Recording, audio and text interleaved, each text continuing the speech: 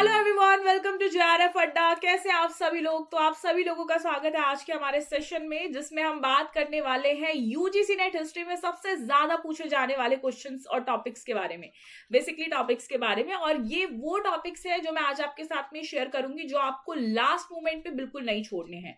अभी भी आप ऐसा समझ सकते हैं कि मार्च एंड होने वाला है और इसी के साथ अप्रैल में आपके पास बचा है, जून में आपका पेपर है। इस 2 महीने में मैं आपके साथ कुछ ऐसे टॉपिक शेयर करूंगी जो डेफिनेटली आपको लास्ट टाइम पीरियड पे करने हैं। अगर आप इन टॉपिक्स को करते हैं तो यहां से आपको बहुत सारे कह सकते हैं जो है क्वेश्चन सॉल्व हो जाएंगे और आपका एग्जामिनेशन डेफिनेटली क्लियर हो सकता है। तो अगर आप ऐसा सोचते हैं कि 2 महीने बचे हैं और हमें सब कुछ ही पढ़ लेना है, तो डेफिनेटली सब कुछ पढ़ने की जरूरत नहीं है। कुछ मेजर टॉपिक्स को पढ़िए जहां से सबसे ज्यादा क्वेश्चंस बनते हैं और वहां से अपने जो आंसर्स हैं उनको निकालिए। ठीक है, तो बात करते हैं सबसे पहले एक एक करके आपका जो है हिस्ट्री में क्या क्या टॉपिक्स होने वाले हैं।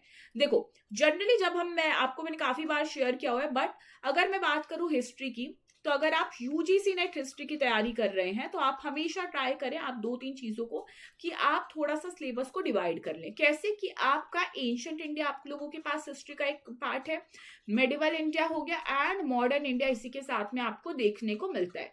ठीक है, प्लस इसी के साथ में हिस्टोरियोग्राफी जो है उसको 2 मिनट के लिए अलग रख लीजिए।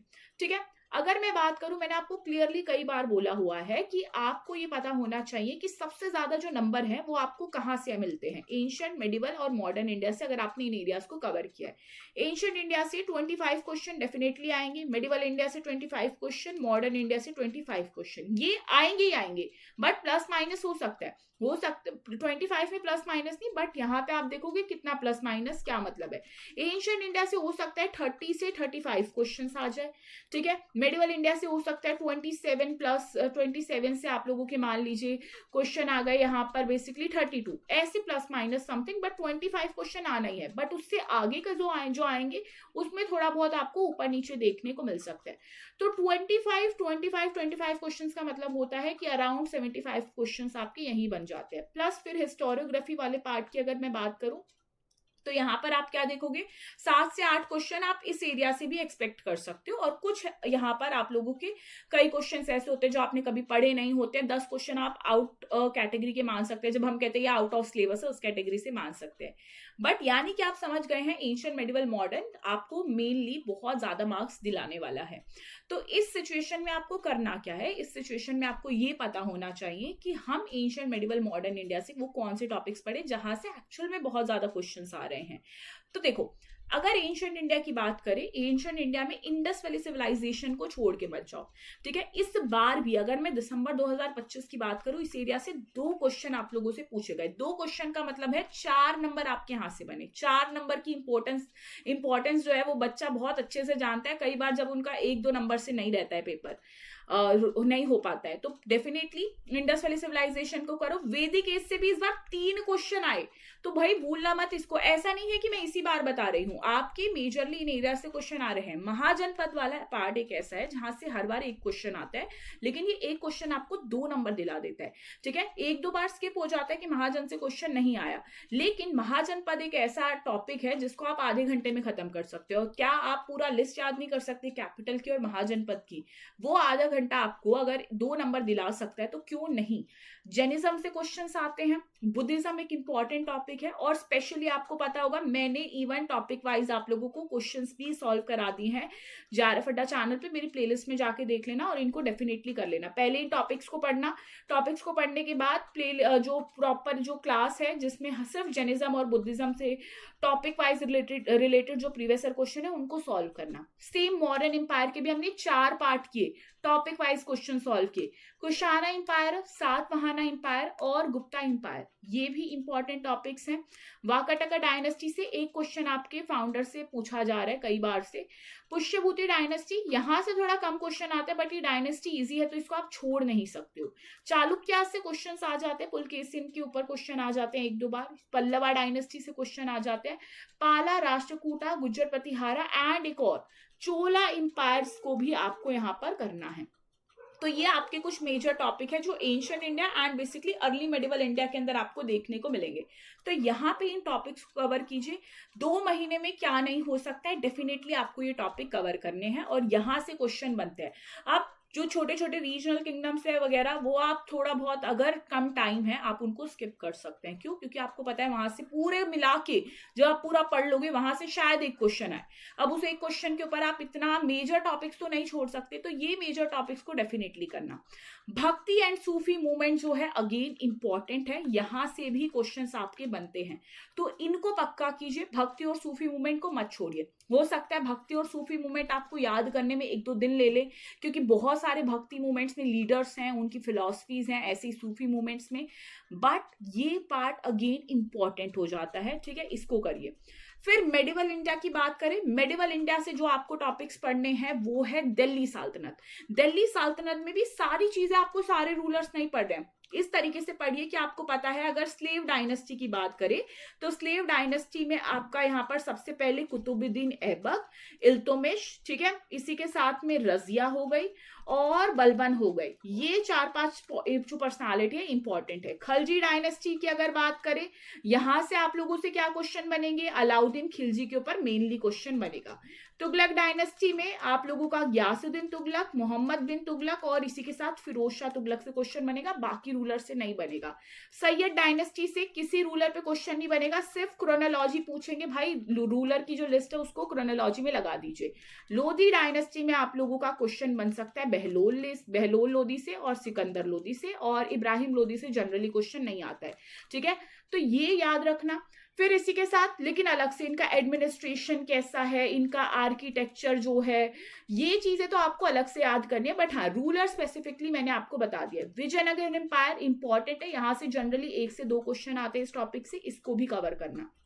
मुगल एम्पायर वेरी इंपॉर्टेंट, यहां से तो मैं कुछ नहीं बोलूंगी कि भाई इस सुल्तान को छोड़ दो उसको छोड़ दो, नहीं, यहां से हर रूलर को करो। अकबर, बाबर, हुमायूं, शाहजहां, जहांगीर, औरंगजेब, हर आप लोगों का होना चाहिए। आपको इवन लेटर मुगल्स भी नहीं छोड़ने, लेटर मुगल्स का क्रोनोलॉजी आता है लिस्ट का।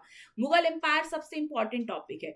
सेम मराठा है, मराठा में स्पेशली शिवाजी से बड़े क्वेश्चन आते हैं, पर वो मेडिवल इंडिया का पार्ट हो जाता है। ठीक है, बट अगर हम मॉडर्न इंडिया में चले जाए तो मॉडर्न इंडिया में एंग्लो मराठा वॉर से क्वेश्चन आते हैं, तो उसको करो। ठीक है, पेशवास के ऊपर क्वेश्चंस आते हैं, तो आपको समझना है कि मॉडर्न इंडिया के अंदर और यहाँ पे मेडिवल इंडिया के अंदर मराठा एम्पायर का कैसे नेचर चेंज हो जाता है, बट क्वेश्चंस पूरा का पूरा यहाँ से इंपॉर्टेंट है।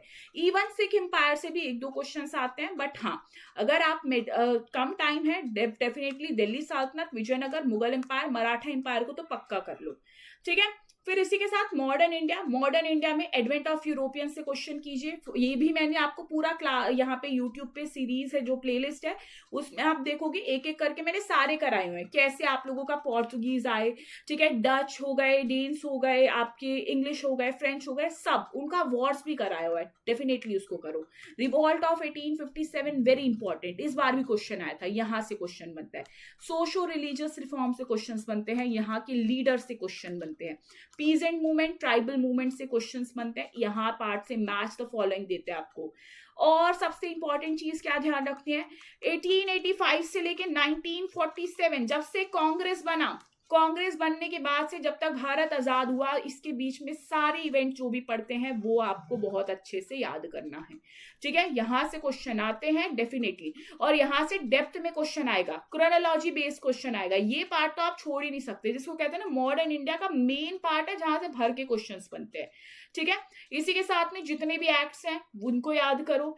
एडमिनिस्ट्रेशन ब्रिटिश इंडिया का याद करो, फॉर एग्जांपल आप देखोगे फेमाइन कमीशन हो गए, इसी टाइम पीरियड पे आप देखोगे सिविल रिलेटेड क्या चीजें हुई आप लोगों का, और यहाँ पे लोकल गवर्नमेंट से रिलेटेड क्वेश्चंस, ब्रिटिशर्स की पॉलिसीज, ये सब कुछ क्वेश्चन यहाँ से आपके बनते हैं। और जितना भी क्रोनोलॉजी है पूरा फ्रीडम स्ट्रगल का डेफिनेटली आपको लर्न करना है। इसी के साथ में अगर आप लोग यहाँ पे और क्या कर सकते हैं, फेमाइंस के ऊपर आजकल बड़े क्वेश्चन आ रहे हैं, इस बार भी आया था, याद करना फेमाइंस को, उसको छोड़ना मत।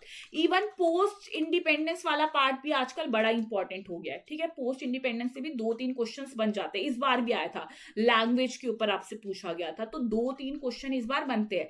जेवीपी कमेटी वाला क्वेश्चन जिसके ऊपर बड़ा जो है आप देखोगे उन्होंने एनटीए ने हरकत भी की थी, बट इस तरीके से आपको समझना है कि क्वेश्चन यहाँ से बन रहे हैं और ये छोड़ने वाला पार्ट नहीं है।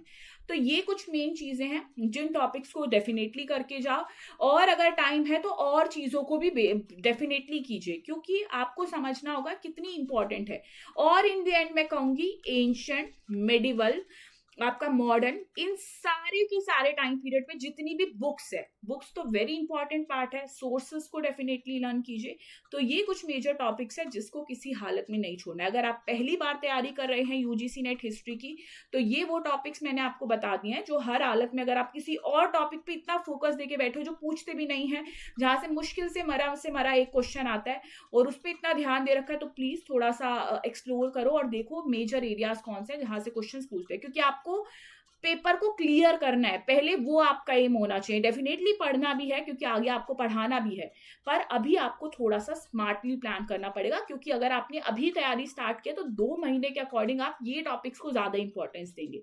ठीक है, इसी के साथ एंड करते हैं अपने सेशन को। आई होप आपको ये सेशन जो है आपके लिए बहुत ही बेनिफिट दे आपको, ठीक है, बेनिफिशियल हो आपके लिए।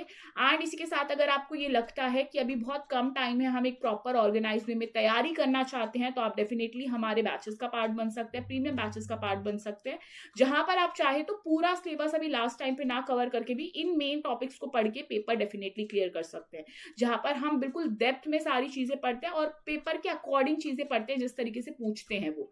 ठीक है, चलिए, thank you so much everyone. इसी के साथ हम लोग कल मिलते हैं।